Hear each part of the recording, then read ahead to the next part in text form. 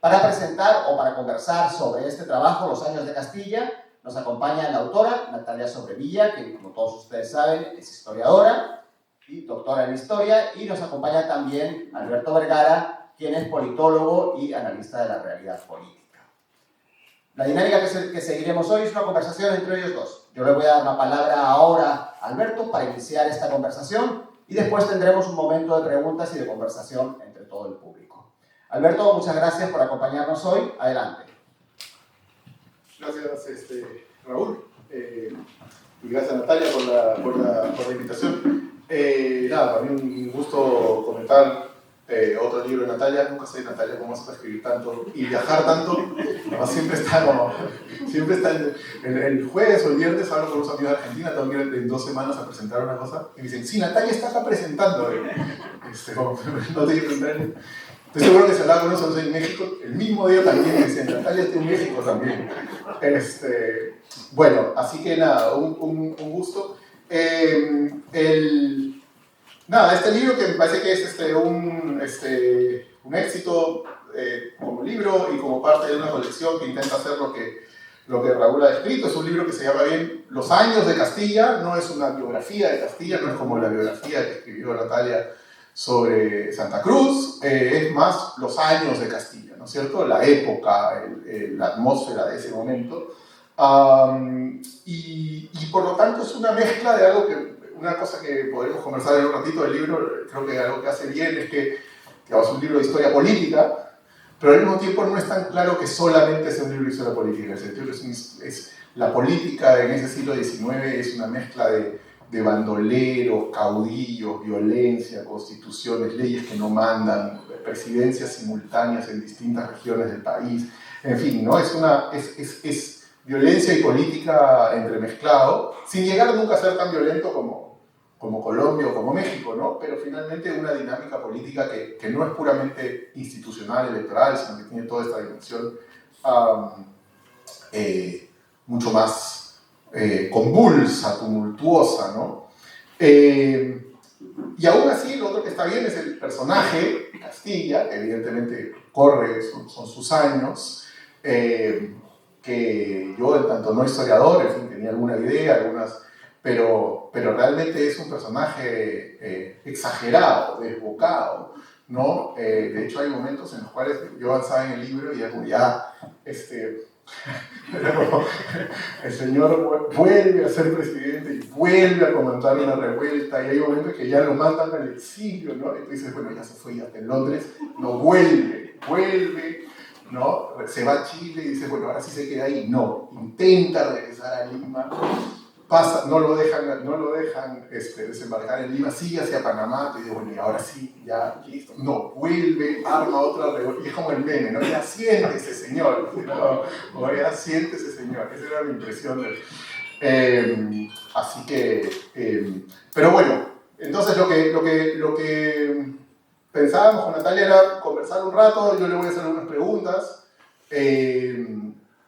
algunas sobre el personaje y otras pensar un poco más los años, tirar algunos siglos hacia atrás, tal vez la independencia, que es algo que Natalia conoce muy bien, y también, ¿por qué no?, pensar luego qué cosas quedan eso en el futuro, el Perú de hoy.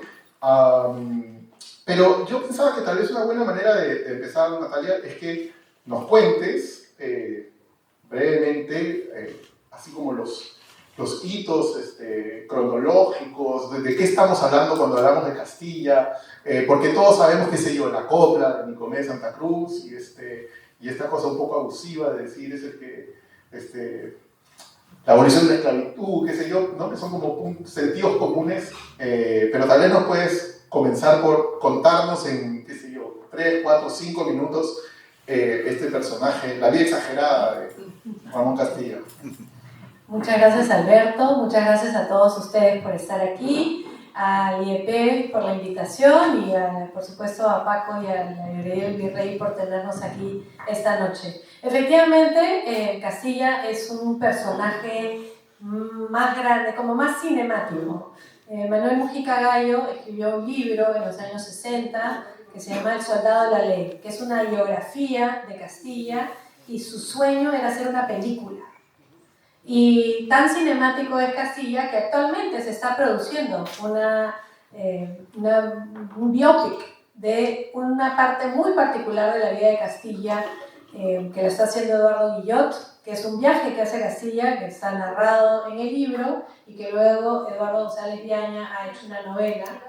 Y es cuando Castilla, muy joven, termina preso, porque él era realista en Chile, empezamos por ahí, ¿no? El realista en Chile termina preso en una cárcel en Buenos Aires, escapa y regresa por tierra y hace un recorrido por Brasil, viene por el Mato Grosso, por lo que es ahora Bolivia, hasta que llega a Perú y se reincorpora al ejército realista. Entonces, esperemos ver pronto la película de Eduardo. No sé dónde va a conseguir la plata.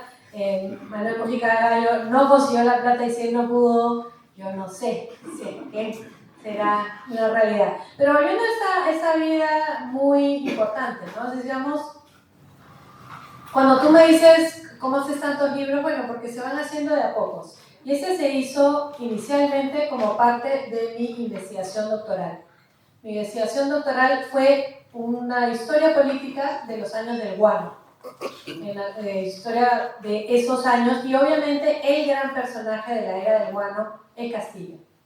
Y entonces, como les decía, él comienza en los años de la independencia y luego va a tener una vida muy azarosa. Y una manera en que trato de marcarla en la historia es recordando cuántos años tenía en cada momento de la historia. Un poco para que nosotros también sintamos esa pulsión vital de este señor.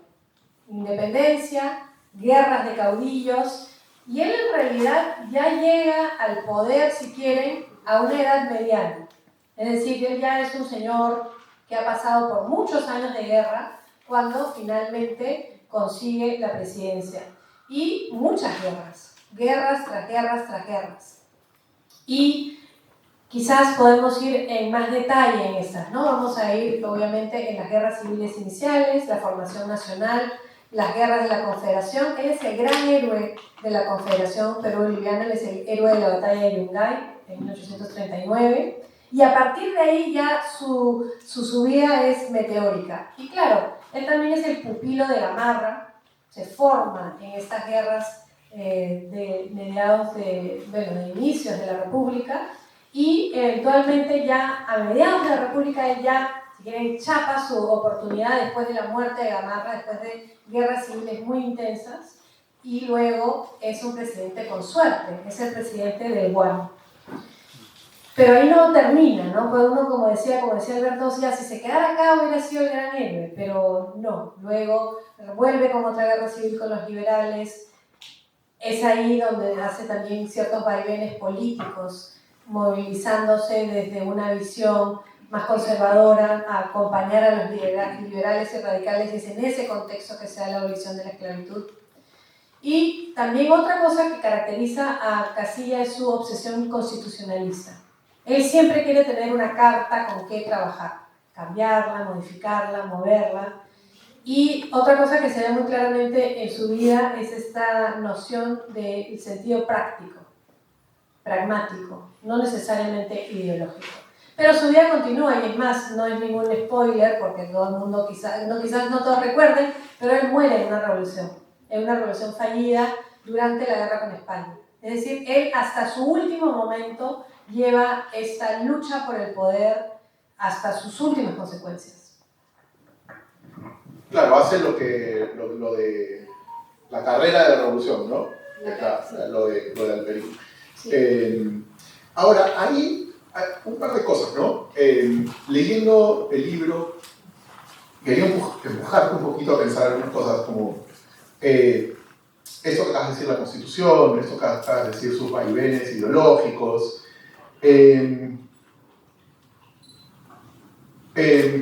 Por ejemplo, en esto que dices varias veces, ¿no? Que finalmente su lealtad o lo que deseaba era respetar alguna Constitución, ¿no?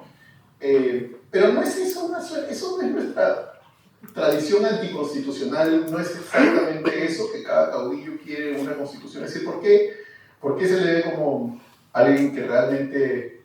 Es decir, a mí me da la impresión que siempre hemos tenido mucho más esta vocación de no el rule of law, sino the rule by law, ¿no? Es decir, alguna ley que momentáneamente y respondiendo a ciertas cuestiones coyunturales rige la vida de la gente, pero no un Estado de Derecho, ¿no? Es decir, no sé, ¿por qué le das tanto crédito a que necesita legitimidad constitucional? Finalmente la legitimidad constitucional es una cosa como que estuvo muy asociada al caudillismo latinoamericano, ¿no? Bueno, yo creo que un poco esa es la contraparte a Rosas, ¿no? Juan Manuel de Rosas, que es el gran caudillo de Buenos Aires, está asociado a la idea de la no constitución, la idea de que no se puede encontrar un arreglo de cómo va a ser la Argentina, confederación, provincia, no sé qué, entonces no tenemos constitución. Entonces, sobre todo en la literatura de caudillismo, en inglés, la idea del caudillo es quien no le interesa la Constitución. Y lo que uno ve en la práctica es todo lo contrario. Un poco lo que dices tú, necesitamos un papel que justifique por qué estamos haciendo lo que estamos haciendo. A mí lo que me parece interesante es un poco esa obsesión que tiene Castilla, porque su primera campaña para llegar al poder, él la llama la campaña constitucional. Es una campaña en defensa de la Constitución conservadora de 1839, que es la que se da después de la caída de la Confederación Perú-Boliviana. Pero cuando él llega al poder, lo primero que hace es tratar de cambiar esa Constitución, de tratar de llevar a todos los cambios necesarios para que sea a su medida. Efectivamente, yo creo que tiene que ver con más una idea de legitimación que con un respeto a la ley. O sea, necesito este edificio. Es más la coartada. Sí, es más la coartada y más yo necesito poner las reglas. Entonces yo pongo las reglas. Yo decido qué es lo que se debe hacer y lo que no se debe hacer. Y en su segundo momento constitucional, digamos en su segundo gobierno, cuando él llega con los radicales y los liberales que imponen una constitución considerada radical, que es la del 56, él rápidamente ve como que a eso no le gusta. Él no quiere esa constitución. Y trata de cambiarla a través de un congreso, ese congreso no le hace caso, entonces cambia de congreso. Entonces sí, efectivamente no es que él tenga un respeto irrestricto por la ley, es más bien él siente que es una herramienta para poder gobernar. Exacto. Y ahí también uno podría decir, es que permanentemente uno tiene esta idea de un personaje, es decir, tú dices, por ejemplo, no sé, la abolición de la esclavitud, ¿no? Que es como el gran legado, todos sabemos, en fin. Pero lo cierto es que, no sé, 3, 4 años antes él había repuesto la trata negrera, ¿no? Y la abolición de la esclavitud realmente responde a la coyuntura más pedestre, terrenal, en la cual él tiene que ganar por mano opuesta a Echenique, que acaba de... es decir, ¿hasta qué no sé, es como que hasta qué punto realmente uno puede hacer el análisis de esto desde las convicciones? No, para nada. Es decir, no, Castilla, si hay algo que deja en claro es que lo que no tiene son convicciones. O sea, para él lo que importa es estar en el poder. Lo que importa es ganarle a Echenique. Echenique le ha prometido en esa guerra civil libertad a todos los hombres que se enrolen en el ejército, les ha dicho, si se enrolan en el ejército, van a ser libres. Y Castilla dice, como un buen apostador, que era un buen apostador y un buen jugador, no, voy a darle libertad a todos los hombres que se enrolen, a todas las mujeres, a todas las personas esclavizadas, y además le voy a pagar una compensación muy generosa a todos los dueños de los esclavos. Entonces, claro, es un negocio redondo. ¿Quién va a estar en contra de eso? Pero también es cierto que eso sucede en un contexto mundial y latinoamericano donde se están dando aboliciones de esclavitud. Se van a dar en 3 años en todo el país, en todo el continente sudamericano. Uruguay, Argentina, Colombia, Ecuador, Venezuela y Perú dan abolición, todas una detrás de la otra y todas en contextos de enfrentamiento. Entonces, si bien es una cuestión absolutamente pragmática de Castilla, también es algo que tiene que ver con su tiempo y también tiene que ver con la gente con la que se rodea. Los liberales y radicales con los que lo acompañan, ellos sí creen, ellos sí tienen la convicción. Es más, lo que es interesante ahí es que los liberales en el Perú se dan cuenta que ellos no pueden combatir y si quieren lo contratan, lo convencen, lo consiguen a él de líder y luego él hace con ellos lo que hace, deshacerse de ellos cuando son inconvenientes. Claro, pero ahí, por ejemplo, ante la ausencia de esas convicciones, y lo que acabas de decir, ¿no? En varios momentos el libro, bueno, no solo tu libro, pero es como la narración está guiada por esta idea de constituciones liberales, conservadores, grupos liberales, conservadores, pero en realidad cuando afinas el foco, en realidad lo que llamas pragmatismo son unos oportunistas espectaculares, ¿no? Es decir, ¿hasta qué punto lo pragmático está ennobleciendo lo que es un transfugismo permanente y en todos los sentidos? Bueno, eso es un poco lo que dice el chileno Francisco Bilbao, que es uno de los grandes ideólogos que llegan al Perú. Él llega expulsado después de una fallida revolución en Chile en 1851, lo acepta aquí el gobierno de José Rufino Echenique, y él empieza a organizar a los jóvenes en sociedades democráticas, en sociedades de lucha contra la esclavitud, y todos estos liberales están convencidos que van a poder hacer un cambio cuando se dan cuenta que no han ganado las elecciones y que no lo pueden hacer por vía electoral. Dicen, bueno, ya está, pateamos el tablero y a la revolución. Intenta Domingo Elías hacer la revolución él solo y obviamente no es muy buen revolucionario, y es ahí donde llaman a Castilla. Yo no sé si ellos son transfugistas o más bien que los agarran un poco de... Bueno, ellos creen que están liderando el barco, pero quien lleva el timón es otro. Sí. Y luego en el libro otra idea que recorre el libro es que no te gusta la idea de la pax castillista. No te gusta. No considero que haya habido paz. ¿Por qué? A ver, cuéntanos cuál es la... ¿Qué es lo que propone Carmen Mateo, ¿no? Sí. Estoy carboneando acá. Carmen propone, y lo dice en su libro, uno de sus primeros libros, La Utopía Republicana, muy claramente, un periodo que le llama la Pax Castillista. Y ella considera que el dinero del guano ha servido para comprar la paz. Y hasta cierto punto, el primer periodo de Castilla, cuando recién llega el guano a la economía peruana, es un momento de menor enfrentamiento. Pero es un momento bastante corto y solamente se refiere a ese momento de su primer gobierno, digamos entre el 45 y el 51.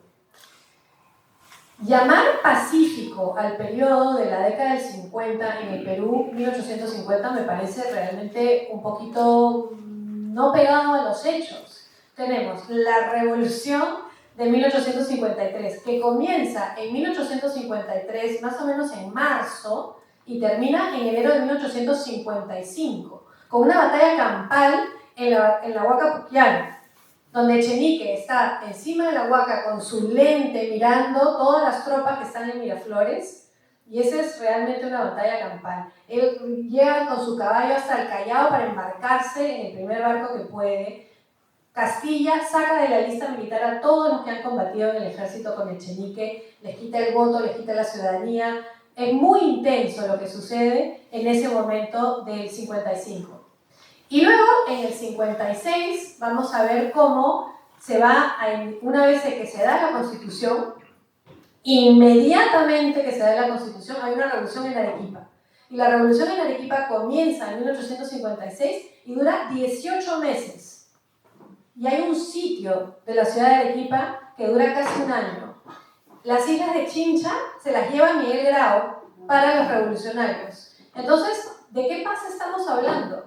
Y después de eso tenemos guerra con Ecuador y tenemos conflicto permanente. Entonces, a mí no me cierra la idea. Sí, el primer gobierno fue... Contraste con la anarquía previa.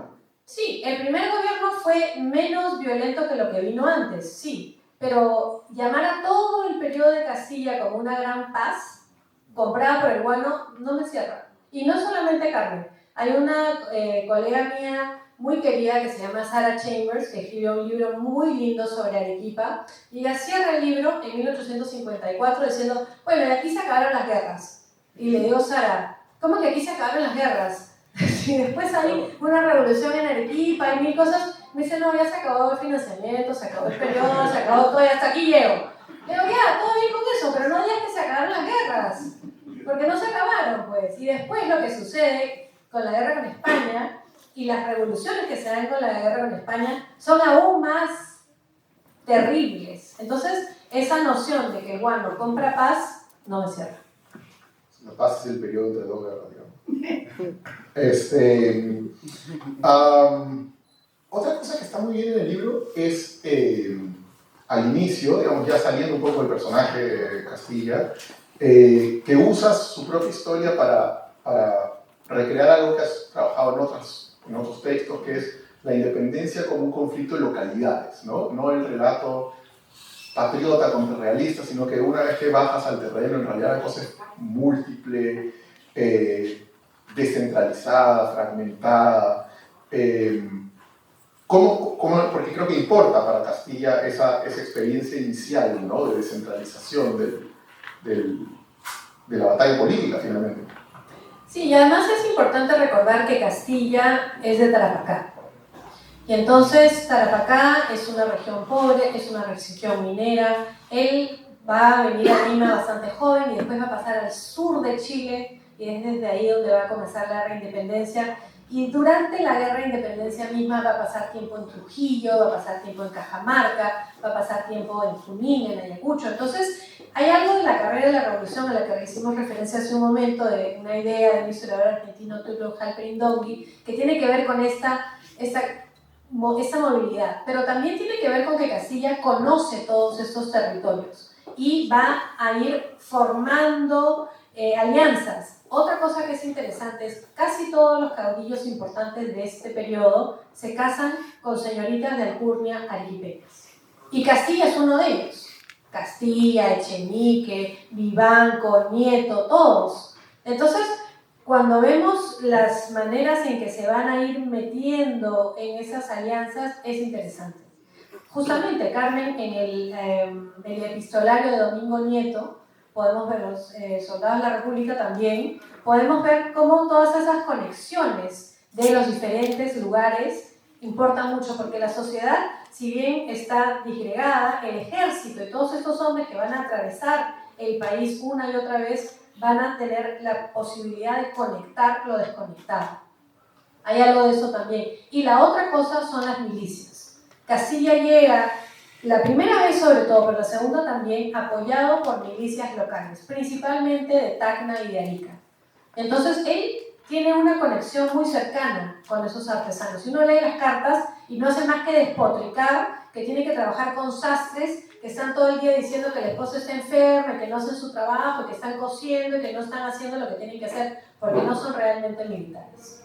Entonces hay algo ahí de la práctica de la guerra descentralizada que Castilla tiene muchísima experiencia. El otro factor clave, tú lo has dicho, de los años de Castilla son los años del guano, ¿no? Que no es algo que, digamos, en este texto no has desarrollado mucho, pero en otros sí, y que tienes esta interpretación de como no una prosperidad falaz, sino una prosperidad desigual, ¿no? ¿Cuál es finalmente el balance que haces de ese episodio del guano? Bueno, el guano atraviesa el siglo XIX peruano y entonces es casi imposible verlo, y también cuando se hacen comparaciones con el resto de la región latinoamericana, el guano trae cosas que lo hacen diferente. Es decir, el Estado no es tan pobre, por un periodo más bien es muy rico, pero lo que sucede es un tremendo endeudamiento.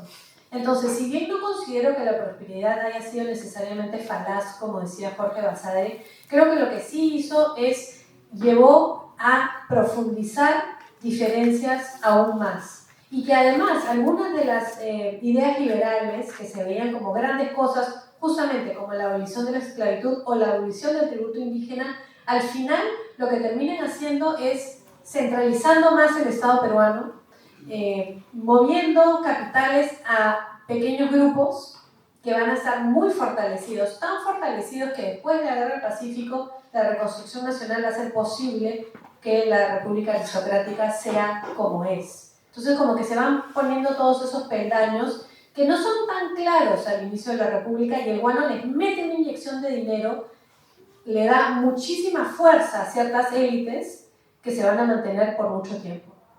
que algunas se crean en ese momento, de hecho algunas. Y otra cosa que aparece, que lo mencionas en el libro, que yo me acuerdo que lo encontré, no lo sabía, me acuerdo leyendo el libro de Carlos Aguirre sobre la historia de la esclavitud en Perú, es el festín que se hizo con, pues es decir, la abolición de la esclavitud fue una bendición económica para quienes eran los propietarios de los esclavos. Además, armaron realmente un fraude tremendo, realmente unos segundos consignatarios, así, Bueno, justamente, y eso es algo que también se ve muy claro en La deuda defraudada de Alfonso Quirós. Alfonso Quirós, antes de escribir La historia de la corrupción, que es un bestseller y es un grandísimo libro, que alguna vez, antes de que lo escribiera, no estaba tan segura que iba a hacerlo, pero en su libro anterior, que se llama La deuda defraudada, él va minuciosamente viendo a quién se le dio cuántos esclavos, cuánto dinero, cuánto era, cuánto valía,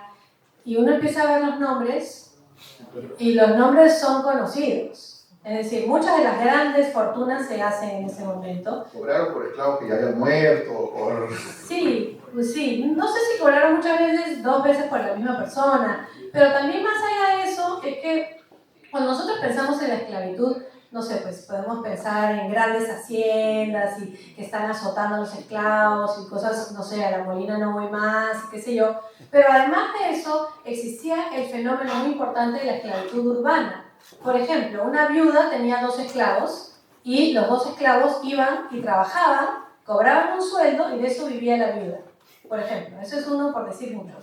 Entonces, no era solamente el esclavo que tenías para que trabajara el campo, sino, literal, tener un negro, como se dice en la literatura, la persona que escribe un libro a alguien que no tiene nombre, se le llama negro, viene un poco de ahí. Tener un negro en ese momento significaba eso, alguien que trabaje por ti. Pero ¿qué sucede? Los grandes capitalistas, si tienes 100 esclavos, 200 esclavos, 500 tenían solamente un convento.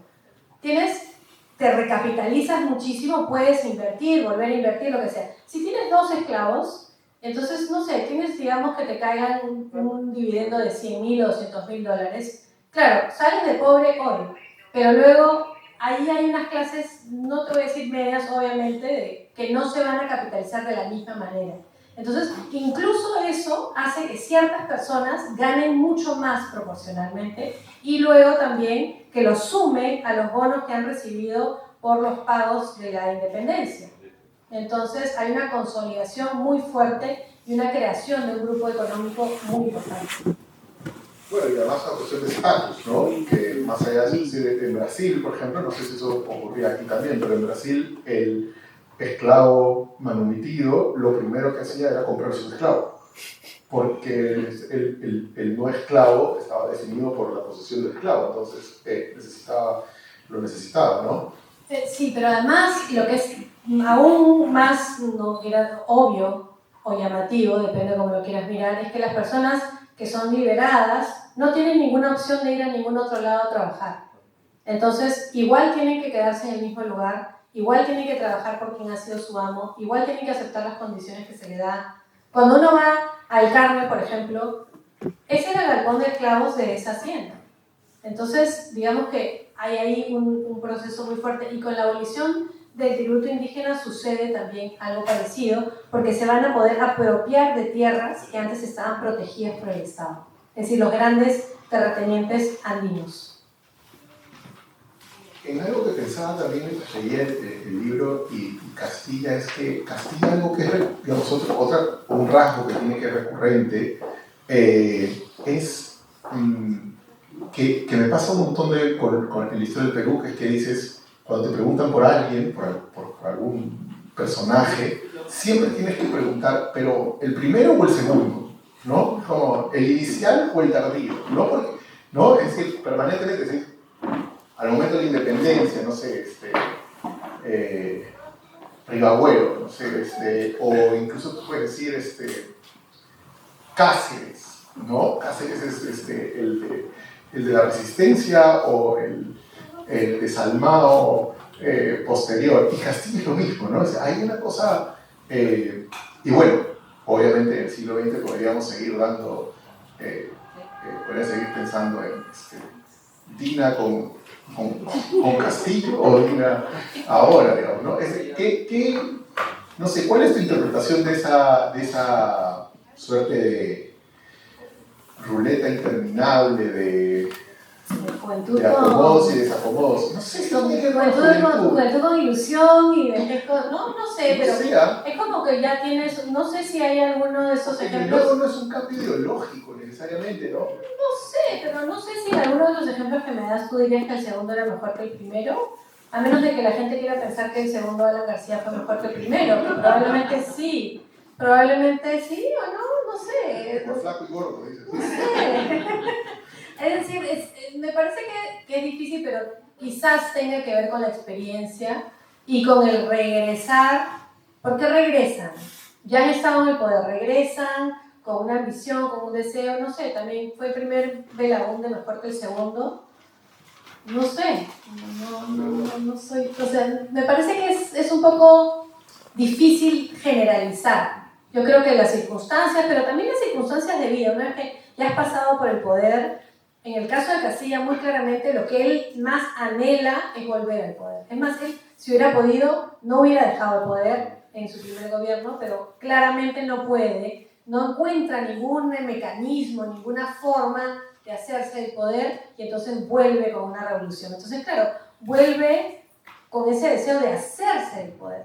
Quizás la persona que ya lo experimentó a la segunda vez lo vive de otra manera, no sé. Igual es común hacerse el poder de una manera mucho más arbitraria, no sé, más autoritaria. Pero en todo caso, otra cosa que me parece interesante que aparece en el libro y que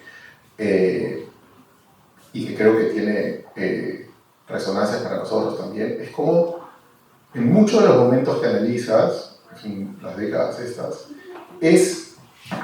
resulta súper difícil tratar de tener una interpretación limpia de algo. Es decir, tratar de organizar el despelote de manera clara en términos de regiones nítidamente separadas o bandos ideológicos claramente establecidos. La ciudadanía zigzaguea tanto como sus líderes, ¿no? Es realmente un material bien difícil de asir, ¿no? Es lo que Julio Cotler hablaba de esto en Perú como una cosa coloidal, ¿no? Que era difícil de organizar en el terreno, pero también analíticamente, se te desborda por todos lados, ¿no? Hay una cosa de ese tipo en la lectura. Sí, por eso también tantos libros que siguen dando la vuelta a lo mismo. Es decir, mucho de mi trabajo tiene que ver con este siglo XIX. Muchos de mis ensayos que salieron reunidos en el 2019 son compañeros de este libro. Este libro nace con ellos, nacen todos juntos como parte de la investigación doctoral y como un esfuerzo de tratar de entender todo ese zigzagueante momento. Y luego, para poder llegar a ese momento, retrocedo a la independencia para ver qué podemos encontrar ahí. Y lo que vemos es un país, un lugar que está emergiendo de unas guerras y que se va a encontrar en permanente guerra y permanente conflicto durante todo un siglo. Y además, que eso no es exclusivo del Perú, porque esa es la otra cosa. Muchas veces pensamos, bueno, es que eso nos pasa en el Perú, porque en Perú, pero no. Cuando uno compara, acabo de venir de hacer un esfuerzo comparativo bastante ambicioso gracias a mis colegas los politólogos, y lo que ves en Colombia, en la Argentina, en México, en Ecuador, en Uruguay, no es tan diferente. No es tan diferente, efectivamente. Incluso Uruguay, hasta fin del siglo XIX, es mucho más tumultuoso de lo que es la mitología. Incluso Costa Rica. Que uno pensaría ahora. Sí, ¿no? Las utopías retrospectivas. Y lo otro que te iba a decir es, y tal vez después ya abrimos a que la gente te pregunte cosas o comente. Me acuerdo de cuando escribí el prólogo de la nueva edición del libro Carmen, del Utopía Republicana, y al releerlo, una cosa que me pareció muy evidente es que el siglo XIX era mucho más parecido al siglo XXI. Sí. ¿No? Es decir, que el siglo XX nuestro es una suerte de paréntesis con algún tipo de orden partidario, ideológico, aún si breve, aún si débil, y que en cambio uno lee el siglo XIX y dice, esto es lo mío, ¿no? De hecho, algunas páginas de tu libro yo me sentía escuchando la encerrona, la verdad, en el sentido de que una serie de caos producido por nombres que ya aparecieron antes, pero que ya no sabes quién eran, de rango medio que reaparecen o bajo, rangos altos que no son capaces de sostener el poder. Hay una... Eso, ¿no? Es como hay una familiaridad en la descomposición por la vía que es la contraria de lo que usualmente asumimos. Usualmente asumimos que la destrucción de la democracia viene por la concentración del poder, ¿no? Pero aquí, yo creo que en el siglo XXI, y lo que ves en el XIX un poco, en realidad es la imposibilidad de la democracia porque nadie es capaz de concentrar un poquito el poder, ¿no? Sí, se atomiza. El poder está muy atomizado. Y otra de las cosas que para mí es muy similar del siglo XIX y el siglo XXI es justamente la prensa. Cuando a mí me hablan de la caída de la gran prensa, los periódicos, bueno, yo digo, ese es un invento del siglo XX. En el siglo XIX cada quien va a publicar lo que puede, por entrega, se van a hacer periódicos, por intereses, por pequeños grupos, mucho más parecido a lo que vemos ahora en cómo se movilizan las ideas. Entonces sí hay algo de eso que quizás tenga que ver, más bien, y eso sí ya lo tiro como quien sabe, con la era industrial que caracterizó al siglo XX. Es decir, tú tenías a grupos que podías representar, obreros, tenías a sectores medios o trabajadores oficinistas, qué sé yo. En el siglo XIX y en el siglo XXI esa atomización es muy marcada y también es difícil encontrar una representación por partidos en el siglo XIX, así como es ahora.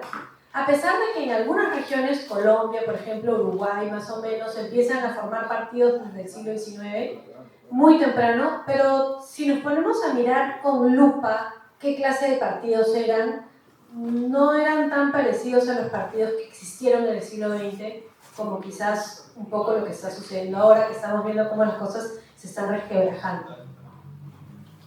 Y de hecho, la prensa, decías, una cosa que está muy bien en el libro es que han hecho un súper trabajo de archivo, ¿no? Y hay varias cosas de la prensa, que es una prensa mordaz, terrible, ¿no? Unas caricaturas que han estado muy bien recopiladas.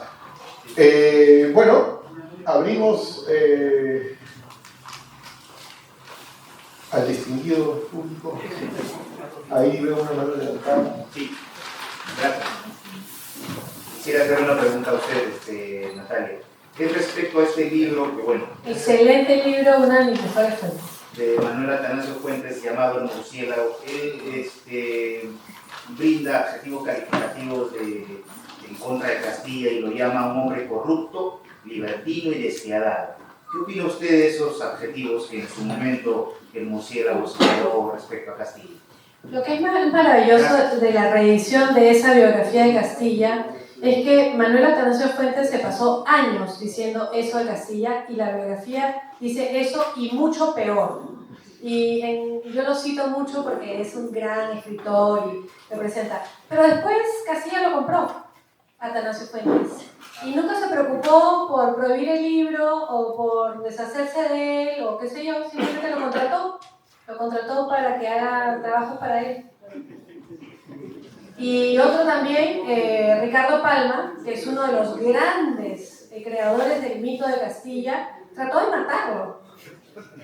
Entonces, es interesante ver cómo Castilla era muy exitoso en convencer a la gente de que era una buena idea ser amigo suyo. Y siempre a las buenas, no a las malas, ¿no? Siempre con dinero.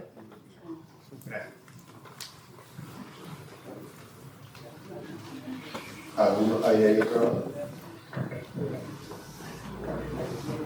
Buenas noches, felicitaciones por el libro. Una pregunta, por ejemplo, con respecto a Domingo Elías. Tengo entendido, usted mencionó el caso de que quizás muchos negros se quedaban en el mismo lugar. Pero entonces, ¿por qué Domingo Elías, que era un liberal, si no me equivoco, él está metido en el tema del tráfico de chinos? O sea, ¿por qué hay una demanda de chinos? Si es que digamos que los negros se quedan en un lugar, ¿qué pasa? ¿O se van a las ciudades? Porque, digamos, hay una fuerte inmigración china que es planteada por justamente liberales peruanos. Eso es lo que a mí me parece más irónico, ¿no? O sea, sacas a los negros y metes a los chinos, ¿en qué condiciones?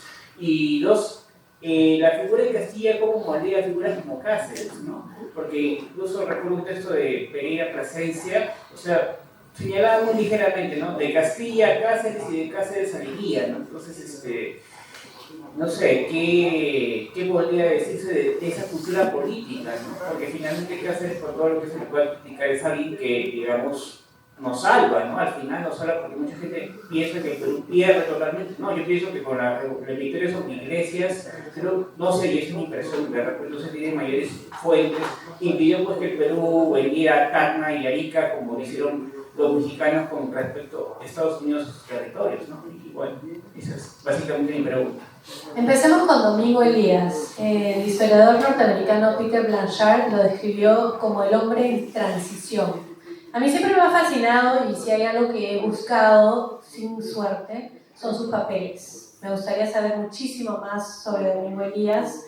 Es un personaje realmente fascinante porque él es el civil, el primer civil, el progresista, pero es efectivamente el hombre que gana, trae la migración china, pero eso es antes de la abolición de la esclavitud. Es decir, aun cuando ya todavía se mantenía la esclavitud, las haciendas de la costa consideraban que no era suficiente mano de obra, la mano de obra esclavizada, y que se necesitaba traer más mano de obra. Y esto es algo también por lo cual se dan las aboliciones en ese periodo. Por ejemplo, en Guayaquil, donde había habido mucho trabajo esclavo, también se consideraba que no se necesitaba, que no funcionaba bien. Entonces, hay una idea económica o economicista detrás de la importación de los así llamados culíes chinos. Pero también hay un mercado de venta o de promoción de ese tráfico, que son los ingleses, que en ese momento han decidido que la esclavitud no va más, porque no les parece, pero sí llevar a personas de manera engañada, que han sacado de Hong Kong, y proveerles de opio durante el viaje y traerlos con contratos leoninos les parece mejor. Es decir, hay muchos problemas cuando hablamos de esas cosas, no se hacen por buena voluntad. Entonces, Elías es un personaje complejo porque tiene esclavizados, trae a los chinos, pero se considera a sí mismo como uno de los más altos representantes del liberalismo. Pero ojo, el liberalismo, él se convierte en el candidato del Club Progresista y además es el que lidera la primera revolución que falla. Él es el que escribe las famosas cartas del comercio en 1853 contra Echenique. Pero los que conocen a Elías lo acusan de estar levantando la revolución porque él no ha recibido suficiente dinero de las compensaciones que se dieron después de la independencia. Es decir, aquí nadie sale bien. En esta historia uno puede encontrar gamas de gris a más gris o menos gris, pero yo no encuentro a nadie que yo diga realmente, vamos, ¿qué pasa? Y en ese sentido, que es algo que regreso a algunos de los comentarios iniciales, uno podría decir que, por lo tanto, en realidad es una historia que podría contarse desde la economía política. O sea, no desde etiquetas ideológicas y constituciones, sino desde la economía política de un país donde lo que hay es la organización de bandos organizados para ver quién saquea lo público. Por supuesto, pero además una de las cosas que va también volviendo a la ciencia política, a la cual he estado siempre dando vueltas, pero nunca realmente adentro, hay una noción que es, si hay dinero no debe haber guerra. Y eso es un poco lo que va detrás de la Pax Castellana, la idea de que Castilla puede comprar a cualquiera. Pero también cuando hay dinero, hay mucha gente que está peleando por el dinero. Hay mucha gente que dice, ¿por qué él y por qué yo no? Entonces vamos a por ello, vamos a saltar las arcas. Entonces sí, eso es efectivamente algo, y también se ve en las regiones, porque la otra cosa que pasa con la abolición del tributo es que mientras se cobraba tributo, las cajas regionales tenían su propia caja. En el Cusco, en Puno, en Arequipa, ellos tenían su propio financiamiento. Pero una vez que ellos ya no financian, Entonces, el Estado central tiene esa capacidad. Pero quería terminar con la pregunta sobre Cáceres. Efectivamente, Castilla va a entrenar a toda la siguiente generación de militares. No solamente a Cáceres, sino casi todos los que van a participar en la Guerra del Pacífico se han criado, se han formado en estas guerras civiles. Muchas veces se dice, bueno, pero no había una academia militar en el Perú. No, pero no la necesitaban en el sentido de que todos tenían experiencia de guerra, porque todos se habían pasado de revolución en revolución. Muchos de ellos se enrolaban a los 12, 13 o 14 años y pasaban toda su vida enrolados. Entonces, ahí hay realmente una transmisión, si quieres, un aprendizaje de lo que es la guerra, de lo que es la guerra civil, que se va a transmitir de esa manera.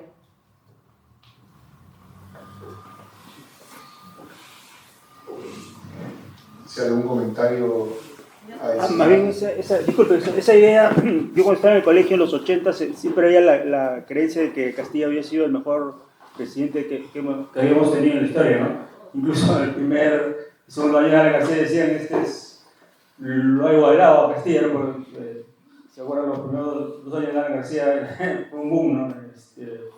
¿Es cierto eso que podría ser Castilla el mejor presidente que hemos tenido en la historia o no sé? ¿Y cómo es la competencia? Es decir, claro, fácilmente puede ser el mejor presidente que tuvo el Perú, pero yo no sé realmente quién le puede hacer competencia. O sea, digamos que haya sido o que se le pueda considerar el mejor presidente del Perú, no quiere decir que haya sido necesariamente un gran presidente, sino que realmente hemos tenido muy malos presidentes. Esa también es una posibilidad. Y hay también, a partir de la década de 1950, Odría en particular construye una figura muy importante de Castilla como el gran constructor del Estado, porque además es un Estado desarrollista, y qué mejor para Odría que tener a alguien como Castilla como su inspiración. Además es el centenario de la abolición, de las aboliciones, cuando Odría está en el poder.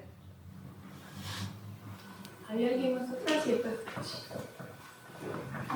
Sí, mi consulta va más sobre todo el tema de todo este periodo del caudillismo, ¿no? Muchas veces, bueno, yo soy profesor de colegio, ¿no? Entonces cuando trato de transmitirle esto a los chicos, muchas veces tienen la visión de Lima como centro, ¿no? Del poder en el caudillismo. Pero yo no sé hasta qué punto esto es cierto, y por parte que he leído en el libro, yo siento que todos estos caudillos necesitan de las regiones para poder gobernar, ¿no? Entonces, ¿hasta qué punto Lima fue la protagonista durante los años de Castilla en el poder? Yo creo que más bien es durante el periodo de Castilla en que Lima va a empezar a ganar ese poder. Pero yo te diría que hasta la década del 60 no se puede pensar en gobernar el Perú sin las regiones, sin una conexión con las regiones. Nosotros ahora lo vemos todo tan hipercentralizado que nos es muy difícil imaginar otro escenario, donde además en el momento de la independencia, Arequipa y Cusco tienen casi la misma población que Lima. Entonces son ciudades que tienen ahí una capacidad de respuesta y tienen caja propia y tienen sus propias milicias y tienen su propia capacidad y su propia prensa, su propia economía también. Entonces ahí yo te diría que le digas a los chicos que más segunda mitad del 19, siglo XX de todas maneras. Sí, Natalia, gracias por esta entretenida conversación. Yo los escuchaba y pensaba literalmente siglo XXI y siglo XIX, y me pasa cuando leo algunos libros históricos que es como un déjà vu, ¿no? Dices, estoy leyendo el presente o el pasado.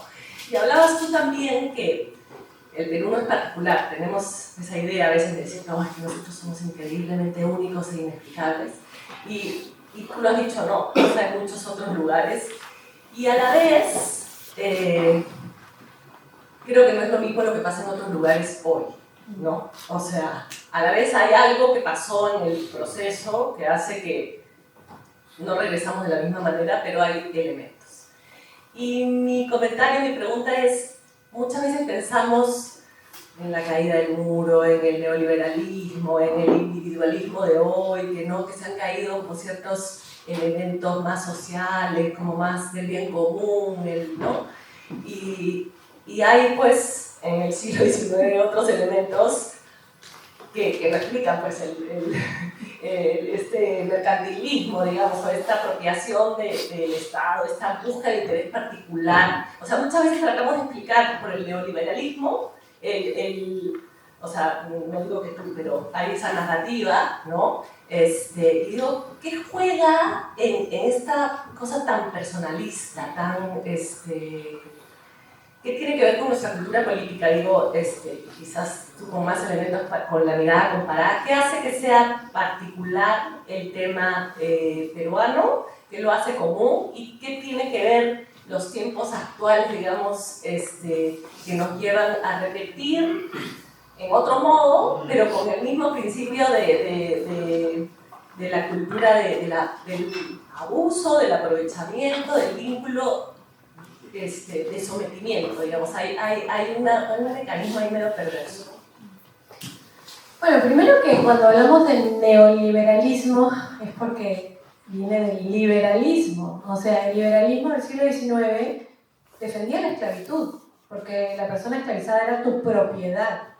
Es decir, la idea que se da de hay que pagarle al dueño es porque quien más está perdiendo es el propietario. Cuando se habla ahora de que vas a expropiar, tienes que pagarle al dueño, ¿no? O sea, la idea de la expropiación, un poco es lo que sucede con esto, y en el caso de la esclavitud es muy particular. Pero cuando hacemos que, bueno, sí, se dan todas al mismo momento, no todos los países pagaron como pagó el país en el Perú, como se pagó en el Perú a los dueños de los esclavizados, a los amos, no en todas partes. Primero porque no todos tenían caja.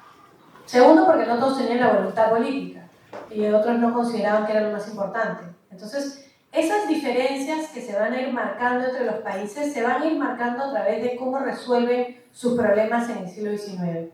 Otro ejemplo, ya para ver un poco rápidamente las diferencias, es, me preguntan mucho por qué en el Perú nunca se aplica el federalismo, por ejemplo. Es, digamos, también una cuestión de escalas. Es decir, en países mucho más grandes es mucho más lógico organizarse de manera federal porque es mucho más difícil hacerlo de manera centralizada. Entonces, las particularidades van emergiendo y se van desarrollando. Pero también creo que solemos imaginar desde el presente, cuando miramos hacia el pasado, que nos cuesta mirar el pasado más lejano sin el lente de lo que hay en el medio, si quieres. El siglo XIX está marcado, sobre todo hasta las revoluciones de 1848, por una idea de que la desigualdad es normal. O sea, basta leer Los Miserables o ver el musical para ver que la diferencia que existe en Francia entre las personas durante el siglo XIX es brutal y es normalizada. Y entonces, si nosotros pensamos que el siglo XX más bien lo que vemos es el nacimiento y el crecimiento del estado de bienestar, vemos, pensamos en la Guerra Fría, vemos los diferentes polos que prometen diferentes maneras de mejorar la vida de los trabajadores, porque en el fondo, de una manera así ya muy básica, sin ninguna ideología, algo de eso hay. Y en países como el Perú, donde la desigualdad ha sido siempre una de las características más grandes de nuestra sociedad, esa diferenciación entre personas, esa dificultad de considerarnos los unos a los otros como iguales.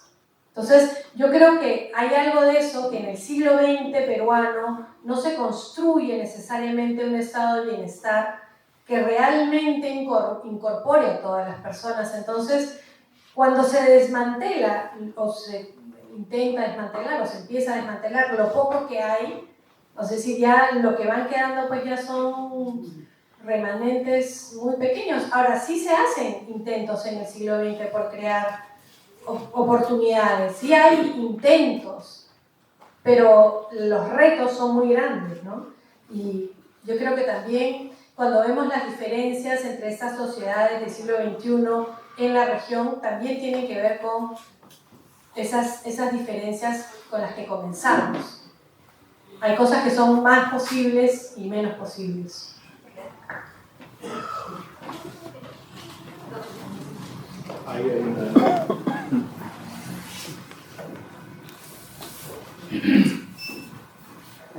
Sí, gracias por el libro.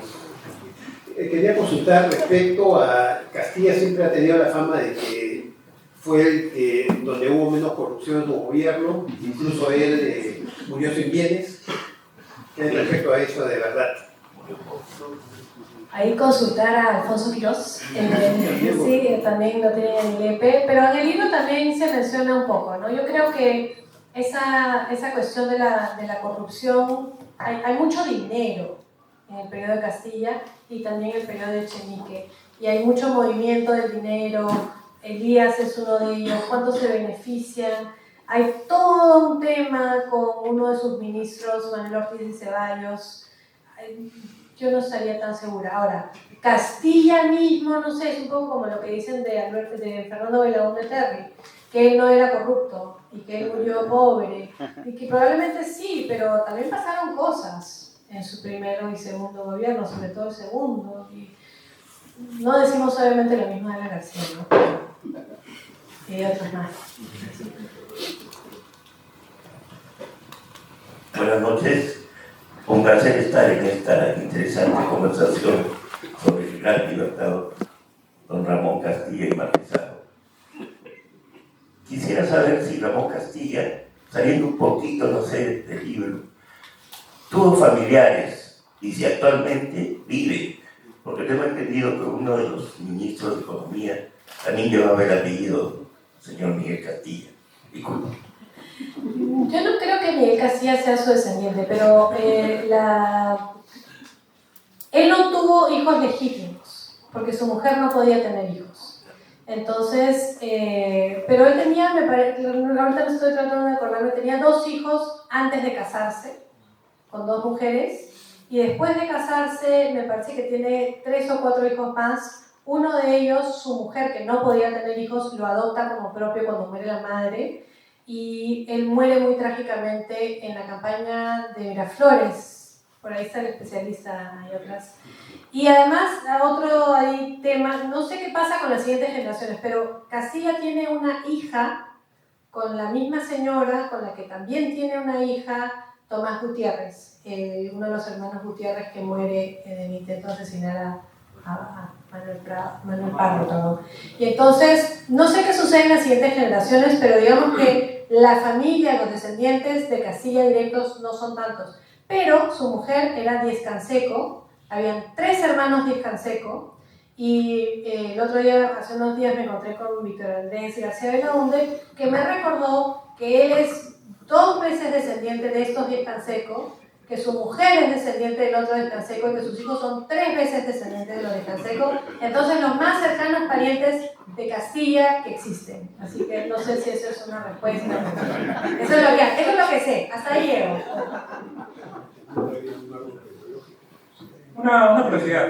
¿Cómo reaccionó el Perú a la muerte de Castilla? Volviendo un poco a esta cuestión de Castilla como el mejor presidente de la historia del Perú, que parece que es una construcción posterior de esa figura.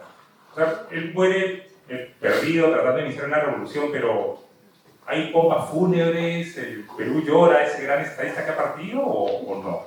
Se queda botado 1 año a la espera de poder regresar a Lima para sus funerales. Porque hay una guerra civil cuando se muere en esa revolución en la que él trata de hacer. Hay una revolución y se muere y lo tienen que dejar ahí embalsamado en Tacna, me parece que se queda en Arica, y después lo mandan por barco y sí hay pompa fúnebre y todo. Ahora, si bien yo creo que el gran endulzamiento de Castilla es posterior, digamos, de Odría, sí creo que en el momento que él muere, sí hay una pena generalizada. Sí creo que todos los hombres que se formaron con él, que crecieron con él, ya una vez que él muere, y además muere de esta manera tan, si quieres, romántica, poética, trágica, dale el nombre que quieras, hay algo de eso también. O sea, murió en su ley. Entonces, hay algo de eso, pero sí, se queda 1 año varado con su cadáver esperando retorno. Natalia, una pregunta para Alberto Vergara. Desde el punto de vista de la ciencia política, ¿cómo definiría usted a Ramón Castilla desde el punto de vista de la política, que es lo que usted maneja?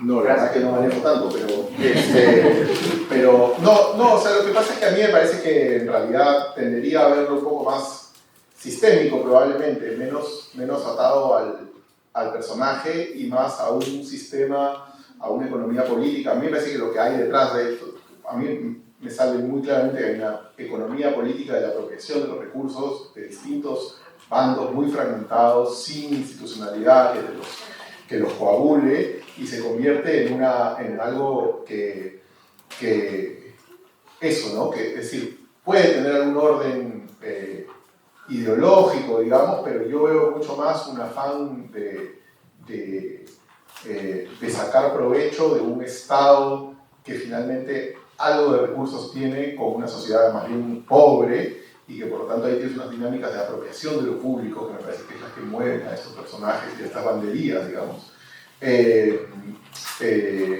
Eso, ¿no? Una economía política del gaudismo, diría que es lo que percibo, pero no soy historiador, no es mi periodo del siglo XIX, y es más una intuición que algo que realmente haya trabajado.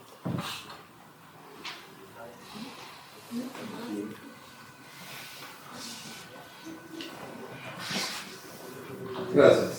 Para quienes no estamos muy familiarizados con la historia, no somos historiadores, ¿cierto? Uno recuerda a Castilla como, por lo leído, como el modernizador del Estado, el reorganizador de las finanzas públicas, la abolición de la esclavitud, en fin. Son cosas que uno recuerda de la era de Castilla. Sin embargo, yo me pregunto, ¿qué tanto cambió el Perú con Castilla y estos afanes? Porque finalmente habría que haber esperado más de un siglo, por ejemplo, para que el antiguo régimen desaparezca como ocurrió con Velasco.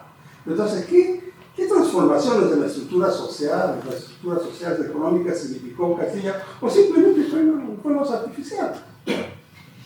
Bueno, esa es una excelente pregunta, porque lo que hace es crear un presupuesto, organiza a la policía, le paga pensiones a los militares, crea ministerios. Es decir, antes de eso no existía. Se empiezan a cambiar las leyes, que eran las leyes españolas, hasta 1852, el primer Código Civil.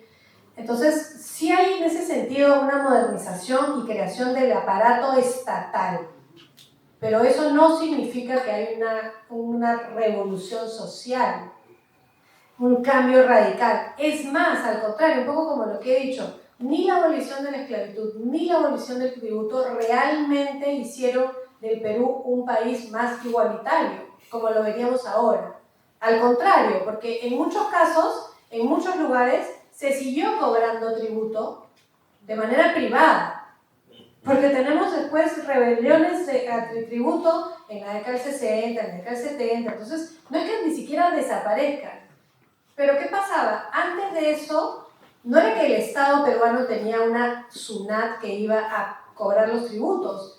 Ellos tenían que ir donde el subprefecto, que tenía que contratar a alguien que se dedicara a cobrar el tributo de manera privada. Es decir, el Estado como nosotros lo imaginamos ahora no existía. Entonces, en ese momento ni siquiera existía un registro civil en el Perú, era la iglesia. No existía un sistema social, hospitales, colegios. Entonces, todas esas cosas sí las hace Castilla. Pero si imaginamos que él crea un Estado, una revolución o algo más inclusivo, ahí te diría que no. Sí, creo que todos compartimos esta idea de que Castilla, o nos contaron este cuento en el colegio del Castilla medio heroico, ¿no? Todos lo han dicho. ¿De dónde surge esta visión romántica de Castilla? ¿Tiene que ver con parte de algo que él hizo a la hora de crear el sistema educativo? ¿Quién crea este mito de Castilla? Bueno, entre muchos lo hace Ricardo Palma, que tiene muchas tradiciones sobre Castilla. Muchos de los que fueron sus enemigos, como Manuel Atanasio Fuentes, se convierten en sus grandes hablaban luego bien de él, escribían después bien de él. Y también esa cuestión del mejor presidente del Perú también va porque después vienen peores. Entonces, uno siempre queda mejor por comparación. Es decir, Castilla efectivamente hace algunas cosas muy bien. Y eso también es algo que no podemos dejar de mencionar. Pero además, también es como, bueno, podemos decir que Alan García en su segundo gobierno fue realmente un gran estadista o que tuvo mucha suerte porque había un superciclo minero? La pregunta queda abierta también. Entonces, la construcción sí es posterior, Ricardo Palma tiene que ver, yo creo que también después de la Guerra del Pacífico se busca quién es el gran constructor, o sea, Castilla es el gran constructor, y luego en el siglo XX aún más, y sobre todo Odría, con las grandes unidades escolares, porque además nosotros en el fondo todavía no estamos tan lejanos del periodo de Odría como creemos que estamos. Yo no le quitaría peso al canto de Nicomedes de Santa Cruz. O sea, lo convierte, que viva Ramón Castilla, que nos dio la libertad, lo convierte en una cosa como transversal. Pero eso es como de los años 60. Por supuesto, claro. pero juega, ¿no? Mete una visión, y además respecto a la abolición de esclavitud, necesariamente una cosa positiva, progresista, emancipadora, qué sé yo, ¿no? Que además, como hemos visto también con los trabajos de Carlos Aguirre, por supuesto, Christine Hunefeld, las personas esclavizadas lucharon por su propia libertad por mucho tiempo antes. Claro, me hace recordar esto que la gente sabe, mis estudiantes a mí siempre me asombra, pero que cuando, si tú le preguntas cuándo fue la primera elección universal en el Perú, no saben. Pero si les dices, ¿quién le dio el voto a la mujer? Dicen, Odía, ¿no? Es que lo mismo, así como si fuera un obsequio, y hay un poco eso que está diciendo. Sí, tal cual, porque, ¿qué diríamos? 1980 es la primera votación universal en Perú. O sea, por eso les digo, estamos más cerca de... Es decir, no es hace tanto tiempo que votan todas las personas en el Perú. Y entonces... No hace nada. Y además, en el año... Soy la Aurora Cáceres casi logra el voto femenino en el año 33 y no se acuerda de ella nadie. Casi nadie. Pobre señora que se pasó trampeando y al final lo diría, pero lo hizo además porque los apristas no quisieron darle el voto a la mujer cuando pudieron, porque pensaban que las mujeres iban a ser más conservadoras y no iban a votar por ellos. Y bueno, para también sacar el lado de Portal, pero eso es otro tema, que no nos concierne hoy. Bueno, sí, disculpe. Brevemente, en un momento creo que escuché que quizás ninguna figura se salvaba. Ahora, una pregunta, hay una figura como la de Domingo Nieto, a la que se le vigilaba de Quijote de la Ley, ¿no? Digamos porque lo poco que he podido leer y ver, o sea, es un personaje casi, o sea, que más parecía que estuviera fuera de ese círculo o no. O sea, si bien está en todas las intrigas, todo, quería saber, esos personajes heroicos, ¿no? Que también se dan en la historia, más adelante Bolognesi, no sé, casi sacrificados, ¿no? O sea, ellos también en qué punto marcan la cultura política ya, no desde el punto de vista más práctico, sino como un paradigma, no sé, quería saber qué son personajes. Gracias. No hay muerto malo. Domingo Nieto se muere pronto, se muere de manera muy sorpresiva, algunos dicen envenenado. ¿Qué hubiera sido si él hubiera sido presidente? No sabemos. ¿Hubiera sido bueno, malo, más o menos? ¿Qué hubiera sido Bolognesi si no hubiera muerto cuando muere? ¿Hubiera sido Iglesias o no? Es decir, una persona cuando muere joven, o muere antes de que han sucedido las cosas, todo queda como en pregunta, ¿no? Es como, James Dean siempre es el más guapo porque se murió joven. Entonces, no sabemos, pues. Es muy fácil que alguien que muere en esas circunstancias quede como la gran promesa, porque nunca la logra, pues siempre queda como promesa.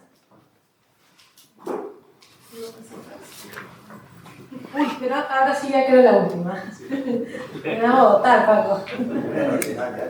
Sí, a ver, yo entiendo que antes de Castilla, entre el 20 y 40, todos, por decirlo de una manera, nos matábamos. Había guerras, había conflictos. Viene Castilla y junto con la era del Urbano se produce una estabilidad política y económica. 100 años después, o 150 años después, ya en algo que uno más conoce, viene, por ejemplo, se me viene a la mente el momento en que Alberto Fujimori hace un shock y vuelve a producirse una estabilidad, entiendo yo así, política y económica. Sin embargo, al revés del siglo XIX, ¿no? Ahora, después de Fujimori, en los últimos 10 o 20 años, igual nos seguimos matando entre nosotros. Nos enfrentamos unos a otros. Ya no con sables ni pistolas, pero sí de otras maneras. Entonces, mi pregunta es, ¿cuál es la reflexión, cuál es el papel que el historiador, la prensa y otros actores de la sociedad les corresponde para aprender de que el Perú, cuando tiene un buen momento, tenemos que tirar para arriba y no tirarnos para abajo? Bueno, lo primero es que me resulta problemático pensar que necesariamente esos eran tan buenos momentos como usted los ve. Yo soy, como le digo, las personas que nos dedicamos a la historia, nuestra muletilla es más complicado que eso. Siempre le vamos a decir, bueno, parece todo muy bonito, pero pregúntenle a las personas a quienes le mataron familiares en la época de Fujimori si les pareció tan gran gobierno o no. Pregúntenle a las personas que no salieron beneficiadas, sino todo lo contrario de los arreglos en la época de Castilla. Y ahí, es decir, yo primero que nada problematizaría qué tan grandes momentos fueron. Y otra cosa es, en el Perú, como decía Alberto, se mata poco comparado. Es decir, en el libro menciono las veces en que se asesina o se fusila al enemigo, y en realidad son pocas. Y se mantienen siempre como un ejemplo de lo que no se debe hacer. Eso también es interesante, porque cuando se habla de esas constantes guerras civiles pensamos en muertos, muertos, muertos, pero muchas veces esas guerras civiles son 200 personas contra 200 personas que se encuentran en la mitad de una pampa. Hay una batalla que es la batalla de Aguasanta, que se encuentran en una pampa y de pronto se acercan de los dos bandos y dicen no, mejor no. Y después cada uno de ellos se regresa a Lima y dice no, ganamos nosotros, no, ganamos nosotros, y no ganó nadie, ni se pelearon. Entonces, nuestra percepción de la violencia de estos años también es exagerada. Entonces, yo creo que más que eso, lo que los historiadores nos dedicamos a hacer es buscar entender los periodos y complejizarlos.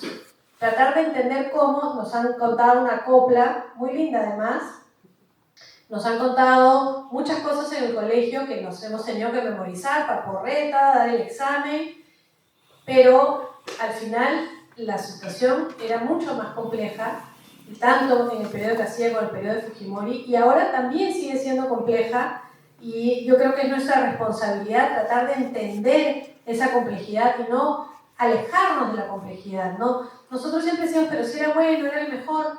Es que no necesita ser ni el más bueno, ni el mejor, ni el más bonito. Lo que importa es entender cómo funcionó, qué cambió, qué se hizo, cómo se le entiende ahora, qué nos enseña a nosotros de lo que estamos viviendo quizás ahora. ¿Por qué importa entender este periodo? Importa, creo yo, porque hemos vivido un momento de gran bonanza que todos los aquí presentes recordamos en los tempranos 2000. Vivimos un momento de bonanza y ese momento de bonanza no llevó necesariamente a una gran mejora. Eso lo estamos viviendo ahora. Es lo mismo que pasó con el momento del Guano. Entonces me parece que es importante entender esa situación. Muchas gracias. Muy bien, bueno, gracias a todos.